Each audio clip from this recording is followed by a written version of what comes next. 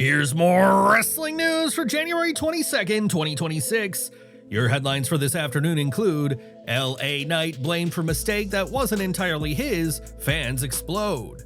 Seth Rollins not expected to return alone at WWE Royal Rumble in Saudi Arabia. Why Triple H and Jey Uso were booed, WWE fans make their feelings clear. Did WWE commentary just accidentally reveal a major release on live TV? WWE under fire for Unreal Netflix merchandise, fans not impressed. WWE reportedly targeting one of wrestling's biggest heel stars. WWE fans spot surprise faces at LFG matches ahead of NXT. Royal Rumble 2026 betting odds hint at massive celebrity appearances, and more. A moment involving LA Knight on WWE Unreal has struck a chord with fans, offering a rare and uncomfortable look behind the curtain.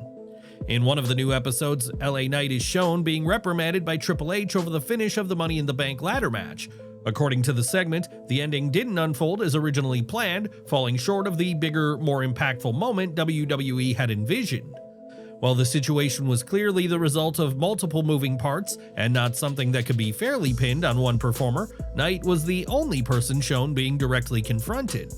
As Triple H explained what was supposed to happen, the camera lingered on Knight's reaction, and it was hard to miss how deflated he looked in that moment. It was a stark reminder of the pressure that comes with WWE's biggest stages and how quickly things can turn when expectations aren't met, especially for someone fighting to maintain momentum at the top level. Do you think LA Knight was unfairly singled out in this situation, or is this just part of the reality of working under WWE's spotlight? Sound off in the comments below. Although WWE has officially announced that LA Knight suffered a serious injury after being squashed by Bronson Reed and Logan Paul, reports indicate that Knight is not injured in real life. Instead, the megastar is reportedly taking time away from WWE, with the injury serving as a purely kayfabe angle.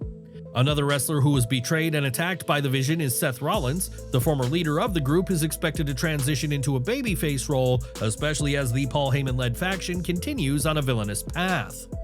As a result, a character shift could be waiting for Rollins once he returns to television. There's also speculation that both LA Knight and Seth Rollins could make their returns at the Royal Rumble, potentially eliminating members of the Vision during the traditional Rumble match. A new report has shed light on a noticeably divided atmosphere inside the arena during this week's episode of Raw. According to WrestleTalk, a fan in attendance reached out to describe a mixed and at times openly hostile crowd reaction throughout the night. The fan noted that promotional videos highlighting Saudi Arabia and the upcoming Royal Rumble were met with loud boos, along with brief but audible "you sold out" chants from sections of the crowd. Footage featuring Triple H from WWE Unreal also drew a few boos, while backlash toward WWE's Saudi partnership has surfaced periodically for nearly a decade. The negative reaction toward Triple H appeared more pointed this time. Some believe the boos were tied to creative frustrations, specifically Gunther defeating John Cena, while others feel it reflects broader dissatisfaction with WWE taking major premium live events outside the United States for financial reasons. There's also talk that Triple H's handling of LA Knight and R-Truth in the Unreal footage may have rubbed parts of the audience the wrong way. Another notable detail from the night involved Jey Uso. The fan noted that Uso was booed during video packages, yet received strong cheers when he appeared live in the arena. The contrast highlighted a clear disconnect between how moments are received on screen versus in-person energy. Do you think the boos were aimed more at WWE's Saudi partnership, Triple H's recent creative calls, or a combination of both? Let us know your take in the comments. Enjoying the video? A quick like goes a long way in helping us grow and deliver more wrestling news you care about. As NXT builds toward its February 3rd episode on the CW, where a new champion will be crowned in a 6-man ladder match, the qualifying rounds are beginning to take shape. One of those bouts saw Josh Briggs square off against Shiloh Hill, but the conversation around the match started before the bell even rang. During Briggs' entrance, Booker T made a pointed remark on commentary that immediately caught attention, framing the moment as more than just another qualifier. Josh Briggs, like I say, this is a pivotal moment for this guy. WrestleMania is coming up, and you know what happens after WrestleMania, people start getting cut around here. Minutes later, Briggs lost the match to Hill, failing to qualify for the NXT Championship ladder match. The loss, paired with Booker's comment, quickly sparked speculation among fans online, especially given WWE's long-standing pattern of roster cuts following WrestleMania season. Briggs has been with WWE since the summer of 2020 and has spent his entire run on the NXT brand, making the timing of the commentary feel especially pointed to some viewers. Whether Booker's words were meant as tough love realism, an unscripted moment, or simply context-driven commentary remains unclear, but the reaction made it clear the line struck a nerve. Do you think Booker T crossed a line on commentary, or was he simply being honest about WWE's post-WrestleMania reality? Sound off in the comments below. Some WWE fans couldn't wait for Unreal's second season to hit Netflix. Others, however, were far less enthusiastic once the show's merchandise entered the picture. WWE drew noticeable pushback online after rolling out new merchandise tied to Season 2 of Unreal, the company's Netflix reality series. An Instagram post promoting the merch quickly became a lightning rod for criticism, with fans focusing less on the show itself and more on questioning who the products were actually for. One comment bluntly asked, "Who the f*** is buying merch for this show?" Another echoed the sentiment with, "Okay, who's buying this?" As the post stayed live, similar reactions continued to stack up, suggesting widespread skepticism about the demand for Unreal branded apparel. Other fans took issue with the design rather than the concept. One user wrote, "Wow, y'all put zero effort into that merch, my lord," while another suggested the look had potential if tweaked, adding, "Just this image would absolutely slap. Couldn't you get rid of the show title?" The overall response highlighted a disconnect between WWE's merchandising strategy and fan interest. While Unreal remains a key part of Netflix's partnership with WWE, the early reaction to Season 2 merchandise suggests viewers aren't fully sold on turning the show into wearable branding. Season 2 of Unreal did deliver plenty of behind-the-scenes insight, and a third season is already in development. Still, when it comes to merchandising, this particular rollout didn't resonate with a large portion of the fan base. What's your take on Unreal on Netflix? Do you think the merchandise makes sense, or did WWE miss the mark here? Share your thoughts in the comments below. A major name in Japanese wrestling could be preparing for a significant career move. Speaking on Wrestling Observer Live, Brian Alvarez noted that Evil has already met with WWE recruiters and that discussions are actively ongoing as of now.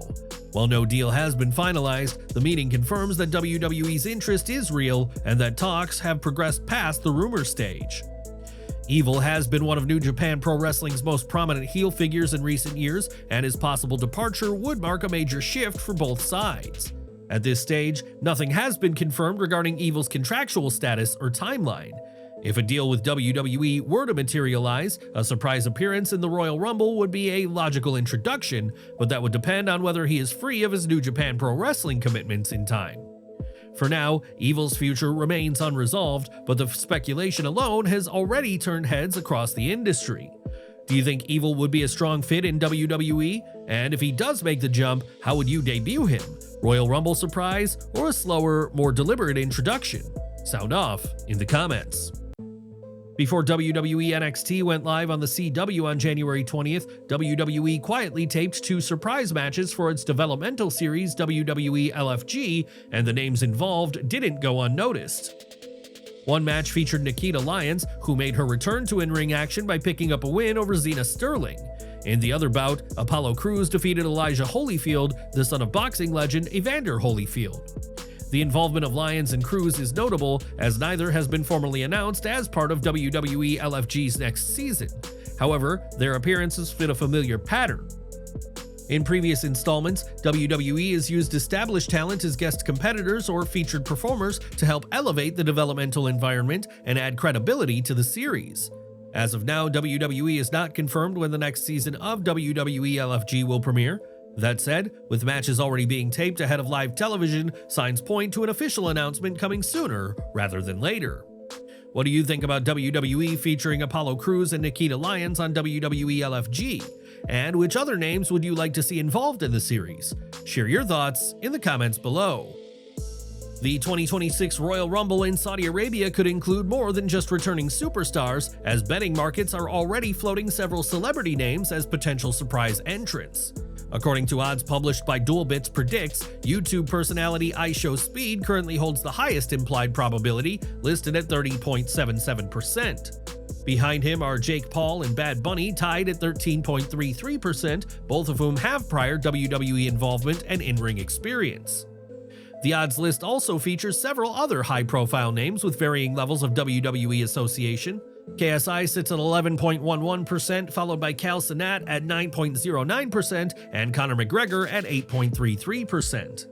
Each has either teased WWE involvement in the past or been linked through public appearances and speculation. Former WWE commentator Pat McAfee, who has been absent from WWE programming since WrestlePalooza, is listed at 5.88%. Several entertainers fall into the longer shot category, including Travis Scott, Post Malone, and Mr. Beast, each carrying odds of 4.76%. Additional names further down the board include Shaquille O'Neal, Snoop Dogg, Machine Gun Kelly, and Tom Brady, all figures who have crossed paths with WWE in some capacity over the years. Even Donald Trump appears on the list, though with extremely long odds. With WWE expected to go big for its January 31st premium live event in Riyadh, the presence of a celebrity entrant, whether for a brief cameo or physical moment, wouldn't be surprising, especially given the company's history of blending mainstream attention with major events. Which celebrity would you most want to see enter the Royal Rumble this year, and who do you think WWE would realistically pull the trigger on? Drop your thoughts in the comments below. For all of our subscribers, don't miss the 9 a.m. Eastern video we dropped earlier today. Smash that bell icon and select all notifications so you're always in the loop.